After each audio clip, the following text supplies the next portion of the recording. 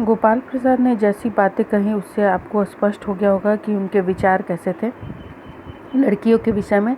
उन्होंने कहा कि आपकी बेटी के बारे में मैंने कुछ कुछ सुना है। जब विवाह होता है किसी का तो उसके बारे में, लड़की का खासकर, तो उसके बारे में पता करते हैं कि लड़की कैसी है, पढ़ी लिखी है या नहीं, संस्कार कैसे है, बहुत सारी बातें लड़की वाले भी पता करते हैं।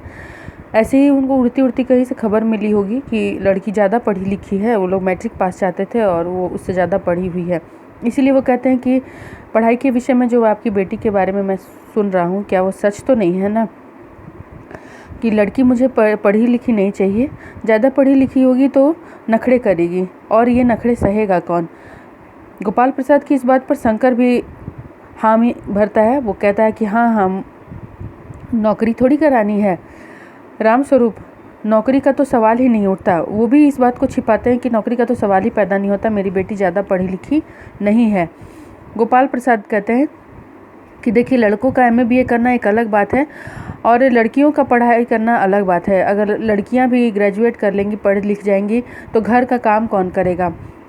लड़कों को पढ़कर, उनका तो काम ही है पढ़कर काबिल बनना, लेकिन लड़कियों को तो गृहस्थी संभालना है, उसके लिए इतनी पढ़ने की ज़रूरत नहीं है। वो क्या करेंगी पढ़कर, थोड़ी ना उन्हें अंग्रेजी अखबार और पार्टी पॉलिटिक्स में हिस्सा लेना है, घर गृहस्थी संभालनी है। और एक बहुत बड़ी बात कही कि जनाब, मोर के पंख होते हैं मोरनी के नहीं, शेर के बाल होते हैं शेरनी के नहीं।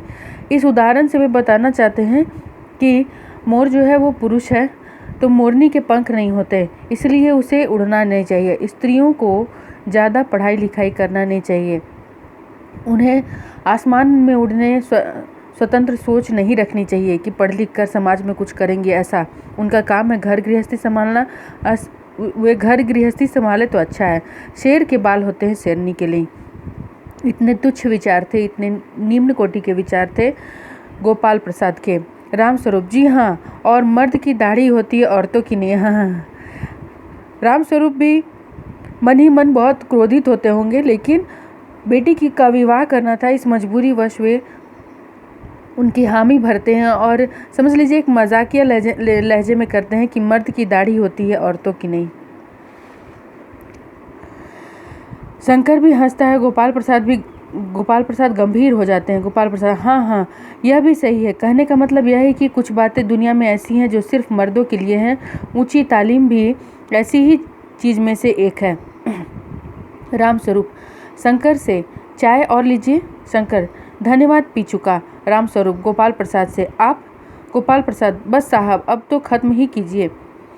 रामस्वरूप, आपने तो कुछ खाया ही नहीं, चाय के साथ टोस्ट नहीं थे, क्या बताएं वह मक्खन। गोपाल प्रसाद, नाश्ता ही तो करना था साहब, कोई पेट तो भरना नहीं था, और फिर टोस्ट वोस्ट मैं खाता भी नहीं। रामस्वरूप, हाँ हाँ, मेज को एक तरफ सरका देते हैं, फिर अंदर के दरवाजे की तरफ मुँह कर ज़रा ज़ोर से, अरे ज़रा पान भिजवा देना, सिगरेट मंगवाऊँ। गोपाल प्रसाद, जी नहीं। पान की तस्तरी हाथों में लिए उमा आती है, सादगी के कपड़े, गर्दन झुकी हुई। गोपाल प्रसाद आंखें गड़ाकर और शंकर आंखें छिपा कर उसे ताक रहे हैं। रामस्वरूप, हाँ हाँ, यही है, हाँ हाँ, आपकी लड़की है, लाओ बेटी पान मुझे दो। उमा पान की तस्तरी अपने पिता को देती है। उस समय उसका चेहरा ऊपर को उठ जाता है और नाक पर रखा हुआ सोने की रिम वाला चश्मा दिखता है। बाप बेटे चौंक उठते हैं। गोपाल प्रसाद और शंकर एक साथ, चश्मा? रामस्वरूप जरा सकपकाकर, जी वह पिछले महीने ही इसकी आंखें दुखनी आ गई थी, सो कुछ दिनों के लिए चश्मा लगाना पड़ा। ये देखिए लड़की किस प्रकार गर्दन झुकाए हुए उनके सामने पान की तस्तरी लेकर आती है कि बहुत ही सीधी सादी सी भोली भाली सी लड़की है, पढ़ी लिखी नहीं है ज़्यादा, इसलिए एकदम सादगी से कपड़े पहन रखे थे उसने। और आंखों पर जैसे ही वह थोड़ा चेहरा उठाती है, आंखों पर चश्मा दिखाई देता है। बस ये दोनों बाप बेटे चौंक जाते हैं। चश्मा लगाने का अर्थ है कि बहुत पढ़ाई की है, बहुत कुछ किया है। आंखों पे ज़्यादा जोर तभी पड़ता है जब ज़्यादा लोग पढ़ाई करते हैं। इस विचार से वे लोग डर गए कि चश्मा लगाया था, ज़्यादा पढ़ी लिखी तो नहीं है। गोपाल प्रसाद, पढ़ाई वढ़ाई की वजह से तो कुछ नहीं है कुछ। रामस्वरूप, नहीं साहब, वह तो मैंने अर्ज़ किया ना, गोपाल प्रसाद संतुष्ट होकर कुछ कोमल स्वर में, बैठो बेटी। रामस्वरूप, वहाँ बैठ जाओ उमा, उस तख्त पर, अपने बाजे के पास। उमा बैठती है। गोपाल प्रसाद, चाल में तो कुछ खराबी है नहीं, चेहरे पर भी छवि है। हाँ, कुछ गाना बजाना सीखा है? रामस्वरूप, जी हाँ, सितार भी और बाजा भी। सुनाओ तो उमा एक आध गीत सितार के साथ। उमा सितार उठाती है। थोड़ी देर बाद मीरा का मशहूर गीत मेरे तो गिरधर गोपाल दूसरों न कोई गाना शुरू कर देती है। स्वर से जाहिर है कि गाने का अच्छा ज्ञान है। उसके स्वर में तल्लीनता आ जाती है, यहाँ तक कि उसका मस्तक उठ जाता है। उसकी आंखें शंकर की झेपती हुई आंखों से मिल जाती है और वह गाते गाते एक साथ रुक जाती है। रामस्वरूप, क्यों, क्या हुआ? गाने को तो पूरा करो उमा। गोपाल प्रसाद, नहीं नहीं साहब, काफ़ी है, लड़की आपकी अच्छा गाती है। उमा सितार रखकर अंदर जाने को उठती है। गोपाल प्रसाद, अभी ठहरो बेटी। रामस्वरूप, थोड़ा और बैठ जाओ उमा। उमा बैठती है। गोपाल प्रसाद उमा से, तो तुमने पेंटिंग वेंटिंग भी? उमा चुप। रामस्वरूप, हाँ, वह तो मैं आपको बताना ही भूल गया।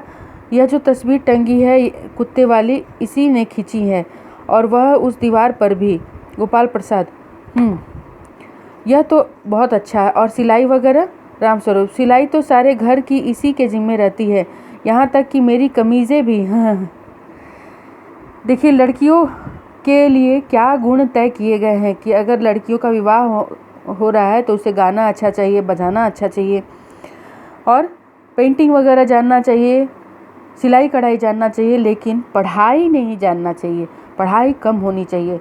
इसीलिए वो उमा से पहले ही कह चुके थे कि तुम ज़्यादा मत बोलना, तुम ज़्यादा बोलोगी तो पढ़े लिखे लोगों की आवाज़ अलग से ही पता चलती है कि हाँ पढ़ा लिखा है, और जो कम पढ़े लिखे होंगे वो ज़्यादा नहीं बोलेंगे, या फिर बोलेंगे तो पता चल जाएगा। इसीलिए उमा को कहा था उसके पिताजी ने, घर वालों ने, कि तुम ज़्यादा बोलना नहीं, और ज़्यादा बोलोगी तो असलियत बाहर आ जाएगी। इसीलिए जब वे पूछते हैं कि तुम पेंटिंग वेंटिंग जानती हो तो उमा चुप रह जाती है। गोपाल प्रसाद, ठीक, लेकिन हाँ बेटी, तुम कुछ इनाम विनाम भी जीते हैं? उमा चुप। रामस्वरूप इशारे से के लिए खांसते हैं, लेकिन उमा चुप है, उसी तरह गर्दन झुकाए। गोपाल प्रसाद अधीर हो उठते हैं और रामस्वरूप सकपकाते हैं। रामस्वरूप, जवाब दो उमा। गोपाल प्रसाद से, हाँ, जरा शर्माती है। इनाम तो इसने। गोपाल प्रसाद, जरा रूखी आवाज़, जरा इसे भी तो मुँह खोलना चाहिए। रामस्वरूप, उमा देखो आप क्या कह रहे हैं, जवाब दो ना। उमा हल्की लेकिन मजबूत आवाज़ में, क्या जवाब दूँ बाबूजी? जब कुर्सी मेज बिकती है तब दुकानदार कुर्सी मेज से कुछ नहीं पूछता, सिर्फ खरीदार को दिखला देता है। पसंद आ गई तो अच्छा है, वरना।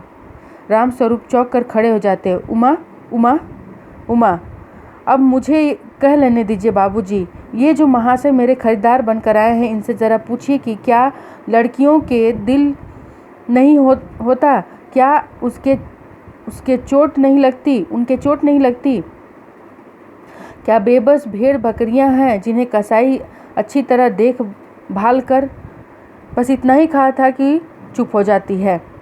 जिस प्रकार उमा को देखा जाता है कि हाँ चल लेती है ठीक से, गा लेती है ठीक से, पेंटिंग बना लेती है ठीक से, तो उमा का कहना था कि जिस प्रकार कुर्सी और मेज को लोग देखने आते हैं तो क्या कुर्सी मेज बोलती है?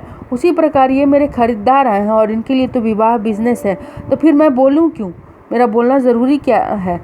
खरीदने आए हैं, देख लें बाहर से ठोक बजा कर, फिर खरीद लें।